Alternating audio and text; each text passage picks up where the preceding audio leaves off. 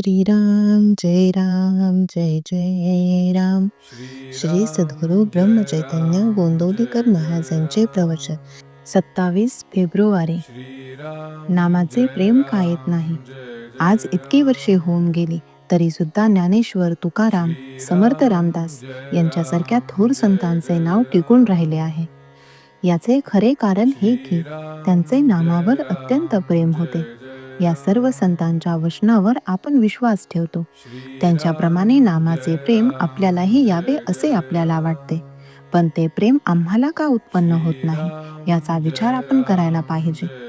त्या नामाला उपमा देताना ते अमृतापेक्षाही गोड आहे असे त्यांनी सांगितले.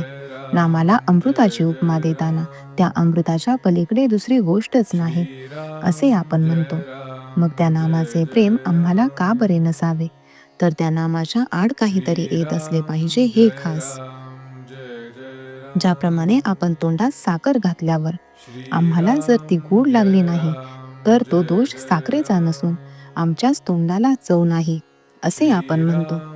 त्याप्रमाणे नामाची गोडी आमच्या अनुभवाला येत नसेल तर आमच्यामध्येच काहीतरी दोष असला पाहिजे खास. नामाचे प्रेम येण्याला बहुतेक लोक काही ना काही अडचणी सांगतात. कुणाला विचारले नामाचे प्रेम का येत नाही तर तो सांगतो माझे लग्न झाले नाही. ते होऊन प्रपंच, मुले बाळे हे सर्व झाल्यावर मला नामाचे प्रेम येईल. पण लग्न करून मुले बाळे असलेल्या किती लोकांना नामाचे प्रेम लागले आहे. कोणी म्हणतो पैसा नाही म्हणून प्रपंचाची काळजी वाटते आणि नामाचे प्रेम येत नाही. परंतु अगदी भरपूर पैसा असलेल्या किती लक्षाधीशांनी नामाचे प्रेम मिळविले आहे. कोणी म्हणतो या प्रपंचात बायको, मुले, आजारपण, शेतीवाडी यांच्या व्यापामुळे आम्हाला नामाचे प्रेम लागत नाही. तर कोणी म्हणतो प्रपंचात राहून मला आता कंटाळा आला आहे, मी आता संन्यास घेतो म्हणजे मला नामाचे प्रेम येईल. तर कोणी प्रापंचिक दुःखाला कंटाळून अगदी आत्महत्या करायला निघतो. अशा रीतीने सर्वजण ज्या परिस्थितीत असतात त्या परिस्थितीत नामस्मरणाला अडचणच सांगत असतात. नामाचे प्रेम न यायला खरोखरच परिस्थिती कारणीभूत आहे का याचा विचार आपण करायला पाहिजे. मला वाटते नामाचे प्रेम न यायला खरोखर कारण कोणते असेल तर भगवंत हवा असे आम्हाला मनापासून वाटतच नाही. भगवंत हवा आहे असे वाटणे हे खरोखर भाग्याचे लक्षण आहे. तुम्हाला खरोखरच भगवंत हवा आहे असे वाटू लागले म्हणजे त्या हवेपणातच त्याच्या प्राप्तीचा मार्ग दिसू लागेल.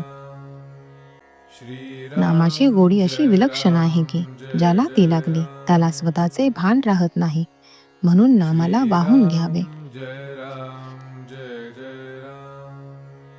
श्रीराम जय राम जय जय राम. श्रीराम जय राम जय जय राम. श्रीराम जय राम जय जय राम. श्रीराम जय राम जय जय राम. श्रीराम जय राम जय जय राम.